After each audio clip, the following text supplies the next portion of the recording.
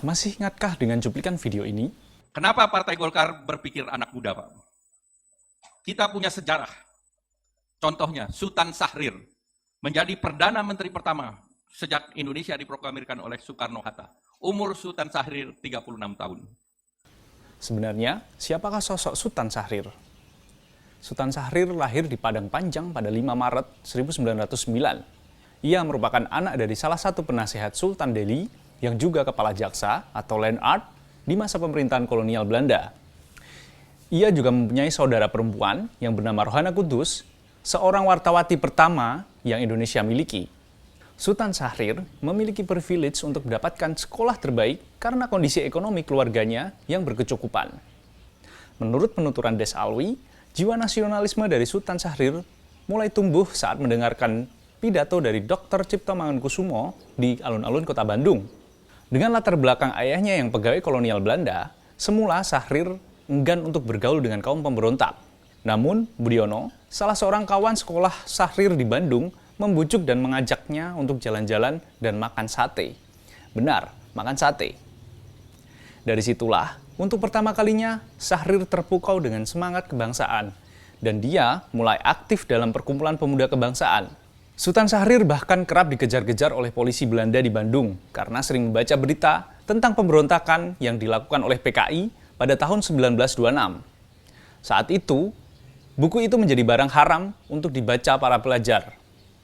Sultan Syahrir juga merupakan pemimpin redaksi dari Himpunan Pemuda Nasional yang kerap berurusan dengan kepolisian Bandung karena sering mengkritik pemerintahan kolonial saat itu.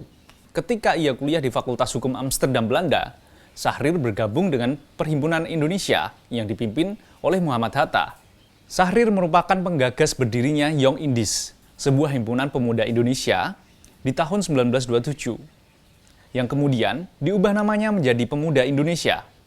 Himpunan ini menjadi penggerak dimulainya Kongres Pemuda Indonesia yang kemudian melahirkan Sumpah Pemuda pada tahun 1928.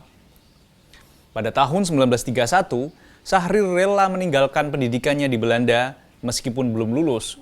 Hal ini Syahrir lakukan demi cita-cita mengembangkan pendidikan di tanah air dan juga atas permintaan dari Hatta. Akhirnya Syahrir pulang ke Indonesia dan mengembangkan Pendidikan Nasional Indonesia atau PNI baru. Syahrir merupakan pimpinan bawah tanah di zaman pendudukan Jepang yang berani mendengarkan siaran radio sekutu. Padahal saat itu mendengarkan radio sekutu merupakan hal yang dilarang dan bisa membahayakan nyawa bagi para pendengarnya. Hal ini dilakukan Syahrir untuk mendapatkan informasi terbaru tentang Jepang dan dunia internasional. Pada 1935, Syahrir bersama Hatta dibuang ke Bovendigul dan kemudian dipindahkan ke Banda Neira untuk diasingkan. Baru di tahun 1942, dia dikembalikan ke Tanah Jawa. Syahrir merupakan sosok yang terus melakukan perlawanan di bawah tanah hingga Indonesia merdeka. Setelah proklamasi kemerdekaan, Syahrir menjadi ketua KNIP, Komite Nasional Indonesia Pusat. Dan di tanggal 14 November 1945, dia terpilih menjadi Perdana Menteri hingga 20 Juni 1947. Syahrir menjadi Perdana Menteri pertama yang Indonesia miliki, sekaligus merangkap sebagai Menteri Luar Negeri. Hal ini menjadikannya sebagai Perdana Menteri termuda di dunia, tepatnya pada usia 36 tahun. Pada 12 Februari 1948, Syahrir mendirikan sebuah partai, yaitu PSI. Bukan PSI ini yang saya maksud. Namun, Partai Sosialis Indonesia, dan dia menjadi ketua umumnya. Di tahun 1955, partainya gagal dalam pemilihan umum, dan hubungannya dengan Presiden Soekarno mulai renggang dan memburuk. PSI bahkan dibubarkan karena ada kadernya yang terlibat PRRI di tahun 1960, yang kemudian membuat Syahrir ditangkap dan dipenjara tanpa pernah diadili pada kurun waktu 1962 hingga 1965. Syahrir kemudian menderita penyakit stroke ketika menjalani masa tahanannya. Pemerintah waktu itu pun akhirnya mengizinkan Sultan Syahrir untuk berobat ke Zurich, Swiss.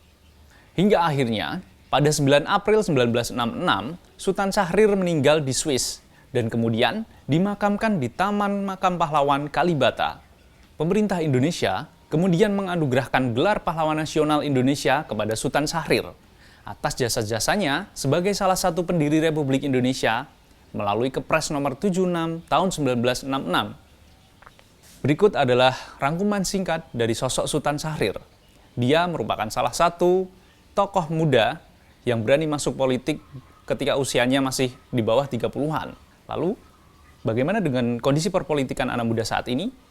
Jangan lupa untuk berkomentar, like, dan share. Terima kasih sudah menyaksikan tayangan ini.